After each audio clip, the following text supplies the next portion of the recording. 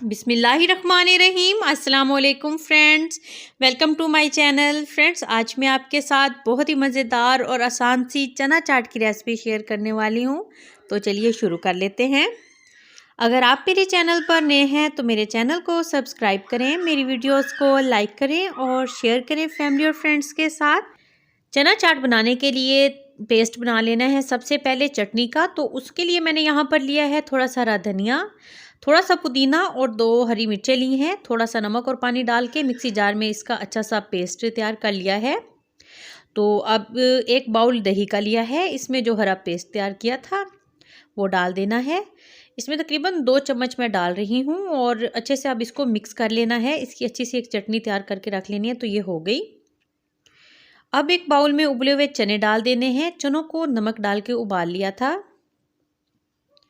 और इसके बाद अब इसमें उबले हुए आलू डाल देने हैं। ये मैंने लिए हैं 2 मीडियम साइज़ के आलू उबले हुए और 3 चम्मच बारीक कटा हुआ प्याज, 2 चम्मच बारीक कटा हुआ टमाटर डाल दिया है इसमें। और अब इसमें 2 हरी मिर्चें डाली हैं बारीक काट कर। और अब इसमें थोड़ा सा पुदीना डाल देना है, उसके पत्तों को बारीक काट लिया था। अब इसमें शामिल कर दिया है 1.5 चम्मच चाट मसाला और जो फिर चटनी तैयार की थी पहले वो डाल देनी है। ये आधी मैं अब डालूंगी, आधी मिक्स करने के बाद। तो बस इस तरीके से अब चम्मच की मदद से अच्छे से मिक्स कर लेना है इसको। ये बहुत ही झटपट और मज़ेदार सी रेसिपी तैयार हो जाती है। आप इस रेसिपी को लाजमन ट्राई कीजिएगा, आपकी फैमिली को ये बहुत पसंद आने वाली है रेसिपी। बहुत ही यूनिक और ज़बरदस्त सा इसका जायका होगा। तो ये तैयार हो गई। तो अब मिलते हैं न्यू रेसिपी के साथ। अल्लाह हाफिज़।